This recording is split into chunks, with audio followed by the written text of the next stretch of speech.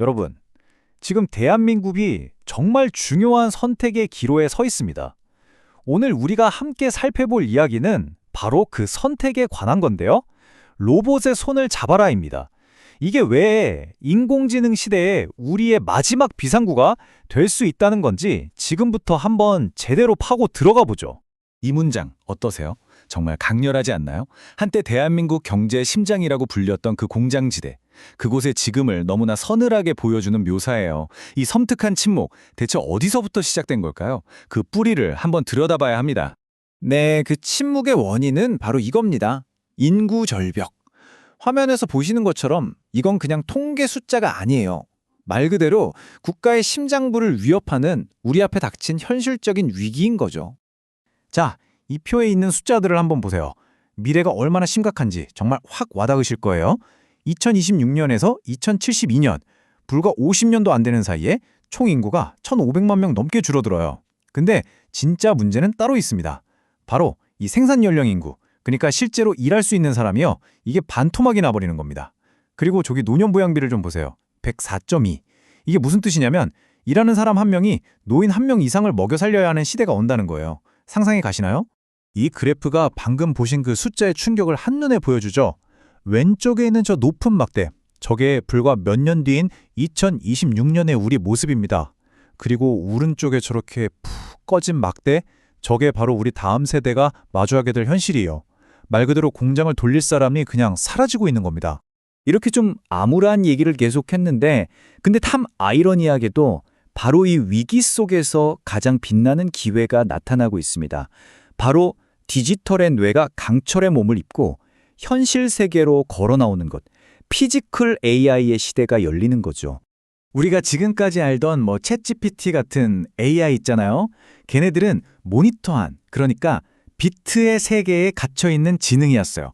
그런데 이 피지컬 AI는 완전히 다릅니다.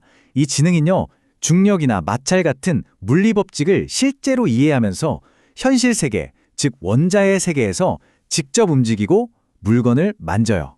이게 바로 결정적인 차이점입니다. 그럼 이 AI는 대체 어떻게 생각을 하는 걸까요? 이게 참 재밌는 게 우리 인간의 뇌랑 되게 비슷해요. 시스템 1은 우리가 넘어지려고 할 때 반사적으로 몸의 균형을 잡는 것처럼 아주 순간적인 반응을 담당하고요. 그리고 시스템 2는 이 부품들을 순서대로 조립해 같은 복잡한 명령을 듣고 그걸 이해해서 계획을 세우는 그런 논리적인 생각을 하는 거죠. 이 두 가지가 합쳐지면서 로봇한테 이전에는 상상도 못할 능력이 생기는 겁니다.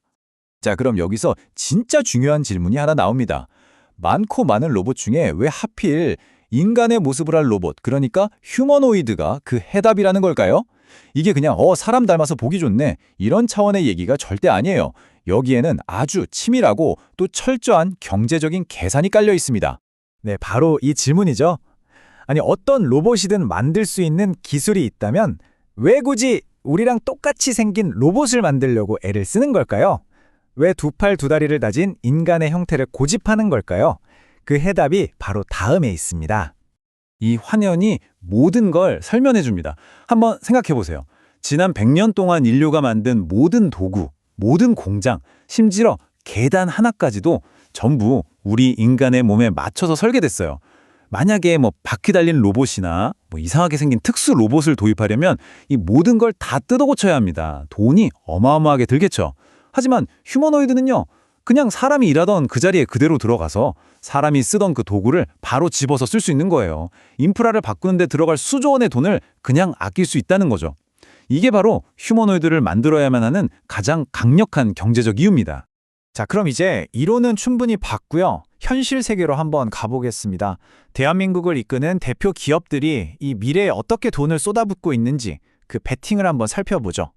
현대차, 2028년까지 보스턴 다이내믹스의 그 유명한 로봇 있죠? 아틀라스?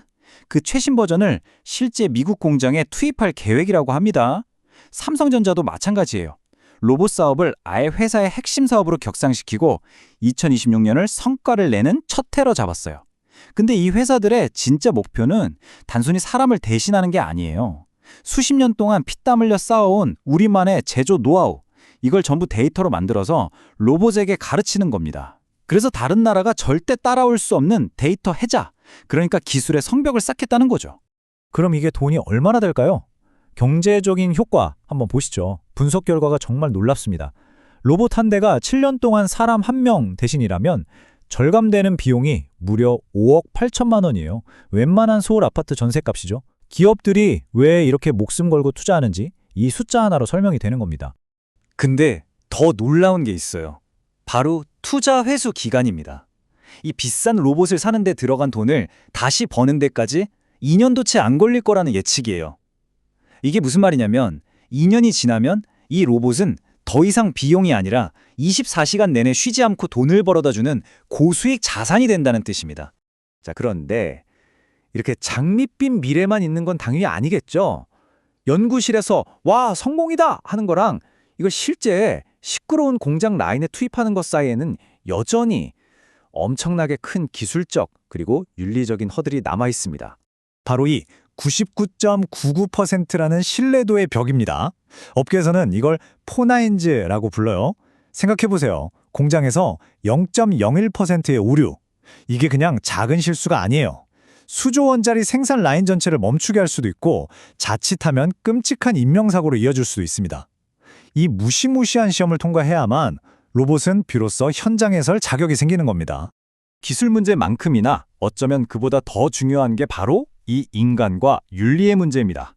그래서 정부 차원에서도 로봇이 안전하고 투명하게 쓰일 수 있도록 로봇 윤리 현장이라는 걸 만들었고요. 또 하나, 사람이 로봇의 속도에 맞춰서 기계의 부품처럼 일하게 되는 건 절대 막아야겠죠. 전문가들은 앞으로 우리 인간의 역할이 바뀔 거라고 말합니다. 단순 노동자가 아니라 수많은 로봇 군단을 지휘하고 예상치 못한 문제를 해결하는 디렉터로 진화해야 한다는 거죠. 이 모든 어려운 허들을 다 넘어섰을 때 대한민국은 과연 어떤 미래를 맞이하게 될까요? 어쩌면 이건 우리가 한강의 기적이라고 불렀던 그 성장에 이은 제조업의 두 번째 기적이 될 수도 있습니다. 바로 이 비전입니다. 대한민국이 세계의 제조업 사령부가 되는 것.